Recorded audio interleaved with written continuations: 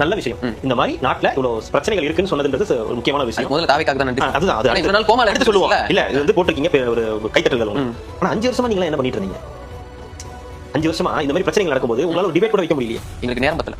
திராவிட மாடலோட சாதனைகளை சொல்லி அந்த நேரம் பத்தல. 24 மணி நேரம் எங்களுக்கு பத்தல. ஒரு மணி நேரம் கடன் வாங்கி 25 மணி நேரமா நாங்க திராவிட மாடலோட சாதனைகளை சொல்லிட்டே இருந்தோம். அதுதான் இன்னைக்கு போட்டிருக்கக்கூடிய இந்த கார்டு அப்படின்றது இதை நீங்க அப்பவே போட்டிருந்தா அப்ப அந்த ஆட்சிக்கு தெரிய வந்திருந்தா அப்ப எவ்வளவு குற்றங்களை குறைஞ்சிருக்கும். ஒரு மீடியாவா நீங்க ஒழுங்கா செயல்படுறீங்கன்னா இது நடக்குதுங்க இப்படி நடக்குது இன்னைக்கு நீங்க கேள்வி கேட்கற மாதிரி அந்த 5 வருஷத்துக்கு முன்னாடி கேள்விகளை கேட்டிருந்தீங்கன்னா கேள்விகளை அடிக்கிறீங்கன்னா ஒரு அமைச்சர்களையும் முதலமைச்சரையும் பார்த்து நீங்க வந்து இதே மாதிரி கார்டு போட்டு விளக்கமா நீங்க கொடுத்தீங்க இன்னைக்கு தேதியில இது நடந்திருக்கு இந்த இடத்துல நடந்திருக்கு இந்த வயசு அப்படி நீங்க பாயிண்ட் அவுட் பண்ணி நீங்க சொல்லிருந்தீங்கன்னா எவ்வளவு குற்றங்களை தடுக்க முடியும். அந்த அமைச்சர்களை கேள்வி கேட்டிருப்பாங்கல்ல அந்த அமைச்சர்களை பார்த்து மக்கள் இந்த மாதிரி செய்தி போறாங்க அமைச்சர் பயந்துருப்பாங்கல்ல. ஆனா கடைசி வரைக்கும் அந்த வேலையை பார்க்கவே பார்க்காம இன்னைக்கு ஒரு ஆட்சி வந்த உடனே உங்களுடைய கைகள் அவுத்து விட்டுட்டாங்கன்றதுக்கு நீங்க போடுங்க தப்பு கிடையாது நடந்ததான் நீங்க போட போறீங்க. ஆனா ஏன் ஒருத்தருக்கு இப்படி இன்னொருத்தருக்கு அப்படி நீங்க நடந்துக்கிறீங்கன்றதுதான் நம்மளுடைய கேள்வியா இருக்கு. நீங்க இன்னைக்கு இத்தனை நியூஸ் போறீங்க அன்னைக்கு ஒரு இதுல ஒரு 10ல ஒரு 4 எடுத்து பேசிருந்தீங்கன்னா கூட போட்டுருந்தீங்கன்னா கூட ஆட்சியாளர்களுக்கு பயம் வந்திருக்கும். எல்லாரும் உங்களை வந்து பாராட்டுறதை விட இது செய்தியா வந்திருக்கு அப்படின்னு சொல்லி கேள்வி கேட்கறாங்க.